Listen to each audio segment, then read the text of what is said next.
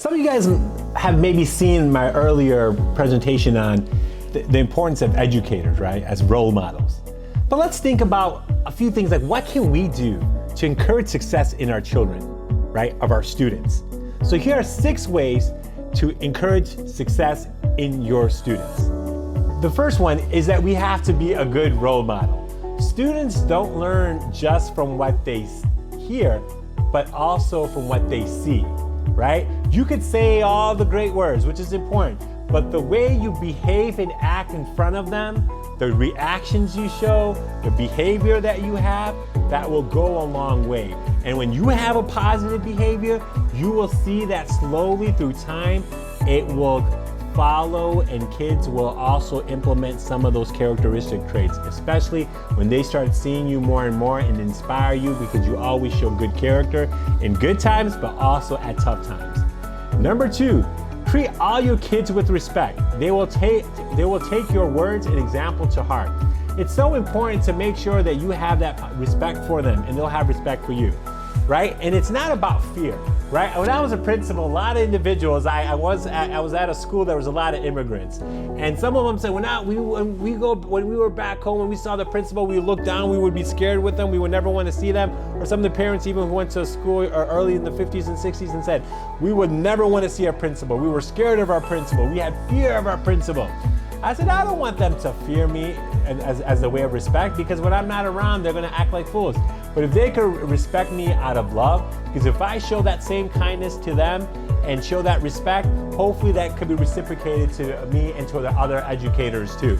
So that's why it's so important to making sure that have that respect, that even when they are doing something wrong, the way we speak to them, the language that we use, because that's how they're going to deal with someone else when they have a situation. So it's so important to have that respect. So if you want to teach them respect, to respect others, you need to also respect them, even if they're different age groups, right? Because the idea as a human beings, it's about respecting our elders, respecting our young, respecting our colleagues of the same age.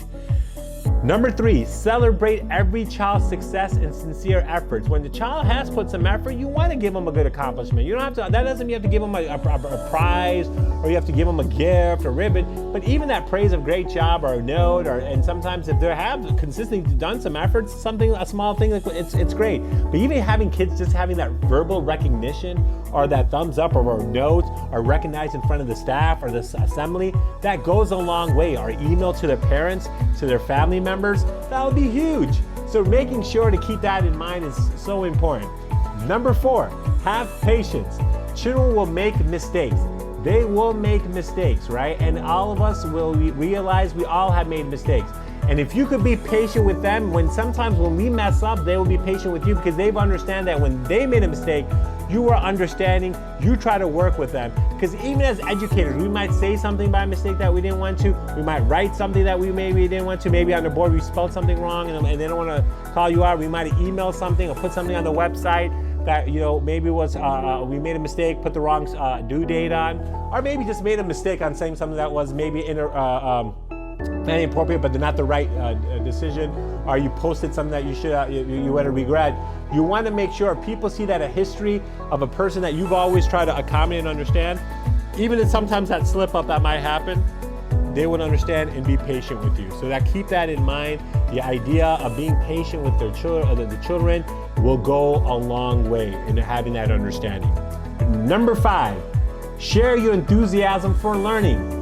It's so important in the classroom. If you are excited about what you're teaching, the kids will be excited about what you're teaching. If you're there kind of like open up the books, I really don't want to be here, read the questions, you're trying to feel like you're tired, like right now if I'm acting like I'm sleepy, that's not going to be beneficial.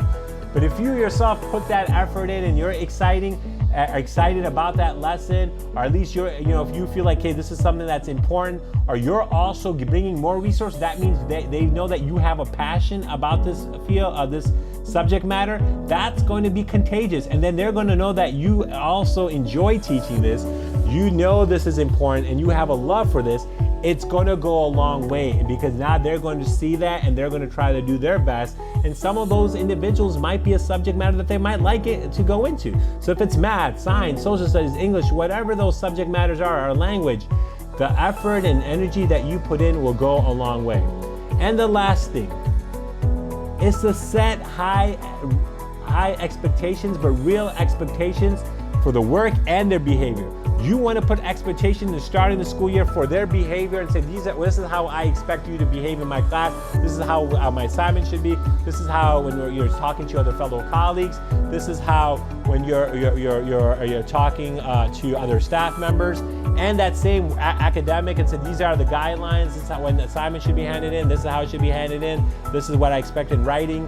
This is what I expect from showing your work. Whatever that is, and when you show that expectation, you put it on paper and you be consistent with it. Like even behavior, raising your hand and you being consistent that, hey, when you want to talk, you have to raise your hand. When someone else is speaking, not to speak, and you remind them, you say, hey guys, reminder. After a while, you train them well, they will follow that protocol that you have. So keep those specific things in mind to encourage that success. Great job, and hopefully have a great school year. Thank you.